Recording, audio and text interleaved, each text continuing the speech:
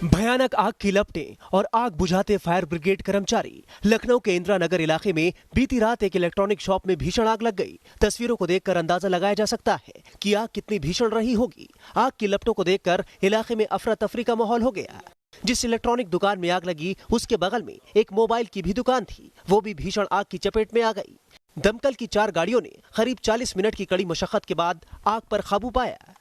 आग को पूरी तरह से काबू पाया जा चुका है। नुकसान का जहां तक आकलन है वो अब इस जांच के बाद ही पता चल पाएगा कितना नुकसान हुआ। गनीमत रही कि आग से किसी के हताहत होने की खबर नहीं है। फिलहाल ये भी साफ नहीं है कि इलेक्ट्रॉनिक की दुकान में आग कैसे लगी। जाहिर है आग की इन घटनाओं से बचने के लिए सावधानी जरूरी है। आग की भीषण लपटें और आसमान में फैला धुएं का गुबार। भयानक आग की ये तस्वीरें हरिद्वार से सामने आई, जहां सलेमपुर गांव में एक कबाड़ के गोदाम में आग लग गई। आसमान में धुएं का काला गुबार दूर से ही नजर आ रहा था। आग की सूचना मिलते ही मौके पर पहुंची फायर ब्रिगेड ने पुलिस की मदद से आग पर काबू पाया। गनीमत रही कि इस हादसे में कोई हताहत नहीं हुआ।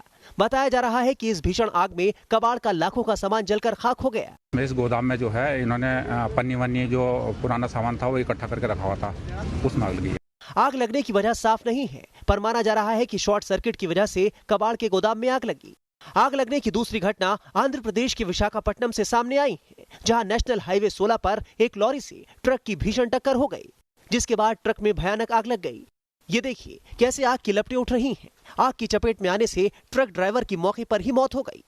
इस घटना के चलते नेशनल हाईवे 16 पर घंटों लंबा जाम लगा रहा। घोटालेबाज नीरव मोदी का इमोशनल अत्याचार। नीरव मोदी ने कहा भारत को सौंपा गया तो कर लूंगा खुदकुशी। यूके की जेल में पिटने का लगाया इल्जाम। पीएनबी घोटाले में करोड़ों डकारने वाला नीरव मोदी इस वक्त बेहद डरा हुआ है और उसका ये डर यूके की एक अदालत में सामने आ चुका है। भारत को सौंपे जाने की आशंका से खौफजदा नीरव मोदी ने कोर्ट को बताया कि अगर उसे भारत को सौंपा गया तो वो खुदकुशी कर लेगा। लेकिन कोर्ट में नीरव मोदी के इस इमोशनल अत्याचार का कोई असर नहीं हुआ और कोर्ट ने उसकी जमानत याचिका को एक बार फिर खारिज कर दिया। इतना ही नहीं, नीरव मोदी ने कोर्ट को यह भी बताया कि उसे भारत में निष्पक्ष ट्रायल की उम्मीद नहीं है, लेकिन कोर्ट में उसकी यह भी दलील काम नहीं आई। हंगामा और तोड़फोड़। शिव सैनिकों की गुंडागर्दी की ये तस्वीरें पुणे से सामने आई हैं, जहां कुछ शिव सैनिक कार्यकर्ताओं ने एक निजी बीमा कंपनी में जमकर तोड़फोड़ की, जिसके हाथ में जो कुछ आया उसने जमीन पर पटक दिया या फिर उसे तोड़ डाला। इसमें कई कंप्यूटर, लैपटॉप, खिड़कियों के शीशे और फर्नीचर को नुकसान पहुंचा है। हद तो तब हो गई जब ये शिव सैनिक बीमा कंपनी के कर्मचारियों के साथ मारपीट करने लगे। काफी देर तक ये सब कुछ ऐसे ही चलता रहा और उसके बाद ये शिव सैनिक वहां से फरार हो गए। शिवसेना के कार्यकर्ताओं ने बीमा कंपनी पर किसानों के बीमा के पैसे न देने का आरोप लगाया है। इसी बात से गुस्साए ये शिव सैनिक बीमा कंपनी में तोड़फोड़ करने पहुंचे थे। घर में बिखरा सामान, खुली अलमारी और अस्त व्यस्त चीजें बताने के लिए काफी हैं कि इस घर के हालात क्या हैं। ये घर है बीजेपी के नेता अमर भगत का, जो सिलीगुड़ी के तिकियापारा इलाके में रहते हैं। आरोप है कि टीएमसी के गुंडों ने घर में जमकर उत्पात मचाया। बीजेपी नेता अमर भगत के परिवार के साथ मारपीट की गई, जिसके बाद घर के कई सदस्यों को अस्पताल में भर्ती कराना पड़ा। में मैक्सिमम उसका महिला ज्यादा था और जेंट्स था। मैं नाम नहीं जानता हूँ, लेकिन चेहरा से मैं सभी के पहचानता हूँ। अगर मैं जाऊंगा और मुझे दिखाया जाएगा। क्या तृणमूल से बिलोंग करते हैं? हाँ बिल्कुल, वो तो तृणमूल का वार्ड और तृणमूल का ही वो आदमी लोग हैं। बीजेपी नेता अमर भगत का आरोप है कि हमलावर 20 नंबर वार्ड से यहाँ आए थे, जो टीएमसी का गढ़ है। इस पूरे मामले पर फिलहाल टीएमसी की कोई प्रतिक्रिया सामने नहीं आई है, न ही फिलहाल कोई एफआईआर दर्ज हुई है। दिल्ली के द्वारका में एनकाउंटर। पुलिस के हत्थे चढ़ा इनामी बदमाश। दिल्ली पुलिस की गिरफ्त में दर्शन डबास। ये तस्वीर है दिल्ली के द्वारका की, जो बीती रात गोलियों से गूंज उठा। द्वारका के सेक्टर 23 में पुलिस और बदमाशों के बीच मुठभेड़ हुई, जिसमें पुलिस ने 50,000 के इनामी बदमाश दर्शन डबास को गिरफ्तार कर लिया। दिल्ली पुलिस की क्राइम ब्रांच को बदमाशों के आने की खबर मिली थी, जिसके बाद पुलिस ने बदमाशों की घेराबंदी शुरू कर दी। बदमाशों ने खुद को गिरा देख पुलिस टीम पर फायरिंग कर दी। पुलिस ने भी जवाबी फायरिंग की और बदमाश दर्शन को गिरफ्तार कर लिया। बदमाश दर्शन डबास पर गैंगस्टर कालू बंजारा के मर्डर का आरोप है। पुलिस ने दर्शन पर 50,000 रुपए का इनाम घोषित कर रखा था। हालांकि इस एनकाउंटर में दर्शन के साथ ही अंधेरे का फायदा उठाकर भागने में कामयाब रहे।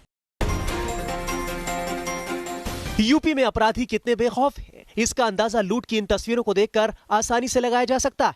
सीसीटीवी में कैद लूट की ये वारदात गाजियाबाद के कविनगर इलाके की है।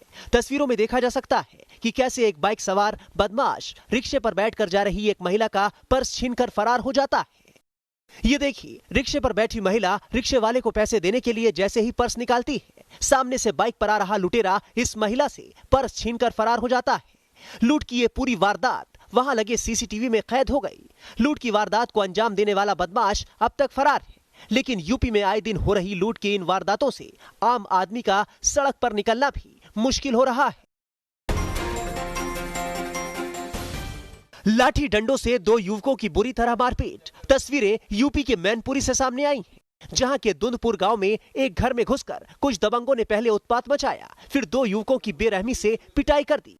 ये देखिए कैसे ये दबंग और उनके साथ मौजूद एक महिला 2 युवकों की लाठी डंडों से पिटाई कर रहे हैं, उन पर एक के बाद एक वार कर रहे हैं। बताया जा रहा है कि ये दबंग इन युवकों पर कोर्ट में गवाही न देने का दबाव बना रहे थे, जबकि पुलिस इसे जमीनी रंजिश का मामला बता रही है। पुलिस ने दोनों पक्षों के खिलाफ केस दर्ज किया है। दोनों पक्षों से लगभग आधा दर्जन लोगों को गिरफ्तार कर लिया गया है। आवश्यक कार्रवाई की जा रही है। शेष लोग जो गिरफ्तारी के लिए बचे हैं उनको भी प्रयास किया जा रहा है गिरफ्तार करने का। मारपीट का ये वीडियो सोशल मीडिया पर भी तेजी से वायरल हो रहा है। एमपी के जबलपुर से एक दिल दहला देने वाली घटना सामने आई। महाराजपुर में एक सुनसान जगह पर कुछ दबंगों ने युवकों के कपड़े उतारकर उनकी जमकर पिटाई की। पिट रहे युवक दबंगों से ऐसा ना करने की भीख मांगते रहे, लेकिन ये दबंग इन युवकों को लात घूंसों, बेल्ट और डंडों से बुरी तरह पीटते रहे और जमीन पर पड़े युवक चीखते रहे, लेकिन इन बदमाशों को जरा भी तरस नहीं आया। वीडियो में बदमाश इन युवकों के साथ गाली गलौज करते भी सुनाई दे रहे हैं। बताया जा रहा है कि दबंगों ने दुश्मन परिवार का साथ देने पर इन युवकों को यह तालिबानी सजा दी। पूरे मामले को लेकर पीड़ित की तरफ से आरोपियों के खिलाफ मामला दर्ज करवाया गया है। इस वीडियो को देखकर इतना साफ है कि दबंगों में पुलिस और कानून का बिल्कुल भी खौफ नहीं है। बदन पर खाकी और सड़क पर ड्रामा। ये तस्वीर है उत्तर प्रदेश के जौनपुर की और सड़क पर लेटे ये जनाब है उत्तर प्रदेश पुलिस के सिपाही, जो नशे में इस कदर धुत हैं कि इन्हें इस बात का भी होश नहीं कि वो कहां पर हैं। शराब के नशे में धुत इन जनाब ने सड़क को ही अपना बेडरूम समझ लिया और राहगीरों से बदतमीजी करने लगे। सिपाही की इन हरकतों को देखकर कुछ लोग पुलिस को कोस रहे थे, तो कुछ लोग नशे में धुत इस सिपाही की हरकतों का मजा भी ले रहे थे। जबकि सोशल मीडिया पर जनाब का वीडियो वायरल होते ही पुलिस महकमे में खलबली मच गई। हालांकि ये साफ नहीं हो पाया है कि आखिर ये सिपाही कौन है। फिलहाल सोशल मीडिया पर वायरल इस वीडियो ने यूपी पुलिस के दामन पर एक और दाग जरूर लगा दिया है। बच्चों से सिर की तेल मालिश कराती ये है यूपी के रायबरेली की कस्तूरबा गांधी विद्यालय की वार्डन कुसुम देवी, जिन पर जिम्मेदारी है बच्चों को पढ़ाने और उनकी देखभाल करने की। लेकिन वार्डन साहिबा पढ़ाने की बजाय बच्चों से तेल मालिश और स्कूल की सफाई करवा रही हैं। अब जरा ये तस्वीर देखिए, मालिश से वार्डन का मन नहीं भरा तो बच्चों से अपने सिर पर मेहंदी भी लगवाने लगी, जबकि उनको सरकार तनख्वाह खुद को सजने संवारने की नहीं बल्कि बच्चों के भविष्य को संवारने की देती है। अब हमारी बच्ची बता रही भाई कि हमको इतना दिक्कत हो रहा है। क्या क्या हो रहा है? अरे हमसे जुआ हिरवाती है, हमको दिक्कत होता तो मारती हैं, कुछ कहते हैं तो। वहीं वार्डन कुसुम देवी के वायरल वीडियो के बारे में जब बीएसए से पूछा गया तो उनका कहना है कि मामला उनके संज्ञान में। कस्तूरबा गांधी विद्यालय की छात्राओं ने तहसील दिवस में मामले की शिकायत की थी, जिसके बाद इस पूरे मामले की जांच के आदेश दे दिए गए। कर्नाटक के बांसवाना बागेवाड़ी से दिल दहला देने वाली तस्वीर सामने आई है। यहाँ एक बेकाबू ऑटो ने 3 साल के मासूम को रौंद दिया। तस्वीरों में आप देख सकते हैं कि एक बच्चा दौड़ते हुए सड़क पार कर रहा है और सामने से तेज रफ्तार ऑटो आ रहा है और देखते ही देखते ये ऑटो बच्चे को रौंद देता है। तभी वहां मौजूद लोग बच्चे को बचाने के लिए दौड़ते हैं। अच्छी बात यह रही कि बच्चा फौरन दूसरों की मदद से खड़ा हो गया, उसे अस्पताल में भर्ती कराया गया है। इस घटना को देखकर साफ पता चल रहा है कि यह घटना सरासर लापरवाही है। बच्चे के साथ उसके जो घर वाले मौजूद थे उन्होंने सावधानी क्यों नहीं बरती, क्यों बच्चे को सड़क पर अकेले छोड़ दिया। यूपी के औरैया में नहर के किनारे एक बोरे में बंद आधार कार्ड मिलने से हड़कंप मच गया। बोरे में बड़ी संख्या में आधार कार्ड मौजूद थे। रूरूगंज गांव के लोगों ने पोस्ट ऑफिस पर गंभीर आरोप लगाते हुए कहा है कि पोस्ट ऑफिस ने लोगों के आधार कार्ड नहीं बांटे और उन्हें फेंक दिया गया। वहीं जिला प्रशासन जांच की बात कर रहा है। प्रशासन इसकी भी जांच कर रहा है कि कहीं फर्जी आधार कार्ड तो नहीं बनाए गए जिन्हें फेंकना पड़ा। देखा जाएगा कि कहीं फर्जी आधार कार्ड नहीं बन गए हों या फिर किसी का कई बार ऐसा भी हो जाता है कि आधार कार्ड डिलीवर नहीं करके एक साथ फेंक दिए गए, कोई भी लापरवाही ऐसी है तो इसमें हम कार्रवाई करके जहाँ भी हमको रिपोर्ट भेजनी हम भेज देंगे। फिलहाल ये तो जांच के बाद ही साफ होगा कि इतनी बड़ी संख्या में बोरे में बंद आधार कार्ड किसके हैं और यहां कैसे पहुंचे।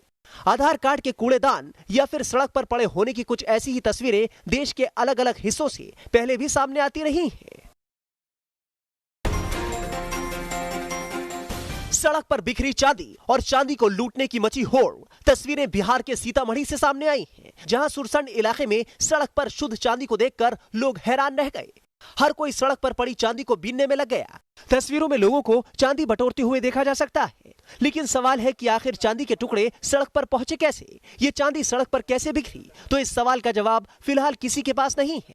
पुलिस फिलहाल पता करने में जुटी है। पुलिस इस मामले में कई लोगों से पूछताछ भी कर रही है। साथ ही मामले में हर दृष्टिकोण से जांच की जा रही है।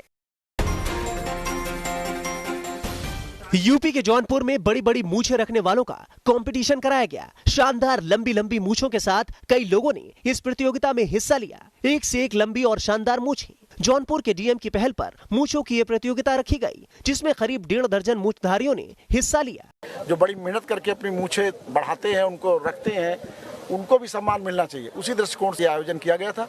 इसमें लोग आए थे। पहली मूछ जो इसकी थी 10,000 रुपए पलई राम जी को, दूसरी मूछ को 5,000, तीसरी मूछ को 3,000। इस मूछ प्रतियोगिता में हिस्सा लेने आए लोग भी काफी खुश दिखे। जौनपुर के डीएम दिनेश कुमार सिंह की इस पहल की जिले में खूब चर्चा हो रही है। पहले अमेरिकी स्पेशल फोर्सेस ने किया दुनिया के सबसे खतरनाक आतंकी का सफाया। आईएसआई सरगना बगदादी के सफाए के बाद अब उसका आतंकी गुनबा टारगेट पर है। तुर्की ने बगदादी की बहन को गिरफ्तार करने के बाद अब उसकी एक पत्नी की गिरफ्तारी का ऐलान किया है। तुर्की के राष्ट्रपति एर्दोगान ने खुद राजधानी अंकारा में इसका ऐलान किया। अंकारा यूनिवर्सिटी में अपने भाषण के दौरान तुर्की के राष्ट्रपति ने कहा, मैं यहाँ पहली बार घोषणा कर रहा हूँ कि हमने बगदादी की पत्नी को पकड़ा है, लेकिन हमने उसके साथ किसी भी तरह का कोई दुर्व्यवहार नहीं किया है। इसी तरह हमने सीरिया में कुछ दिन पहले बगदादी की बहन और बहनोई को पकड़ा था। इससे पहले सोमवार को तुर्की ने दावा किया था कि उसने बगदादी की बड़ी बहन को गिरफ्तार कर लिया है।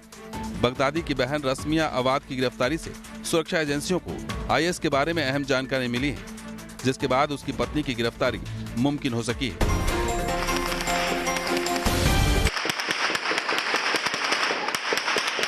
इराक में सरकार विरोधी प्रदर्शन लगातार जारी है। राजधानी बगदाद से हर रोज प्रदर्शनकारियों और पुलिस के बीच झड़प की तस्वीरें सामने आ रही हैं। बीते मंगलवार को सरकार विरोधी प्रदर्शन में 6 लोगों की मौत हुई थी, जबकि 1 अक्टूबर से शुरू हुए सरकार विरोधी प्रदर्शन में अब तक 250 लोगों की मौत हो चुकी है।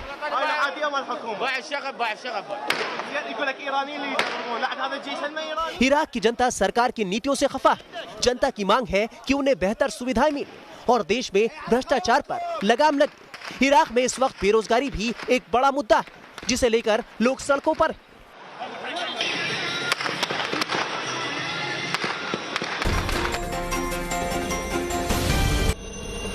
ये नजारा गोवा के पणजी में इंडियन कोस्ट गार्ड के रेस्क्यू ऑपरेशन की एक्सरसाइज का है। 2 दिनों तक चले इस अभ्यास में कोस्ट गार्ड के जवानों ने अपना दमखम दिखाया। तस्वीरों में आप देख सकते हैं कि हेलीकॉप्टर के जरिए कैसे रेस्क्यू ऑपरेशन को अंजाम दिया जा रहा है। कोस्ट गार्ड की इस एक्सरसाइज में हेलीकॉप्टर के अलावा शिप को भी शामिल किया गया था। इस अभ्यास के जरिए कोस्ट गार्ड के जवानों ने जहाज और हेलीकॉप्टर से रेस्क्यू ऑपरेशन की अपनी तैयारियों को परखा। फिल्म एक्टर अजय देवगन अपनी फिल्म मैदान की शूटिंग के लिए बुधवार को यूपी के सीतापुर पहुंचे। शूटिंग के दौरान अजय देवगन ने फुटबॉल मैच भी खेला।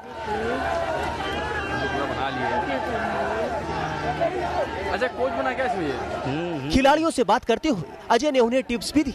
बॉलीवुड स्टार को देखने के लिए मानो पूरा शहर उमड़ पड़ा हो। बताया जा रहा है कि अजय की अगली फिल्म फुटबॉल पर बेस्ड है, जिसमें वो कोच की भूमिका में। शूटिंग स्थल पर मौजूद उनके चाहने वाले सिर्फ उनकी एक झलक पाने को बेताब थे। फिल्म निर्माता बोनी कपूर और निर्देशक अमित शर्मा के निर्देशन में बन रही फिल्म में सिने स्टार अजय देवगन 50-60 के दशक के एक फुटबॉल खिलाड़ी और कोच के रूप में नजर आएंगे।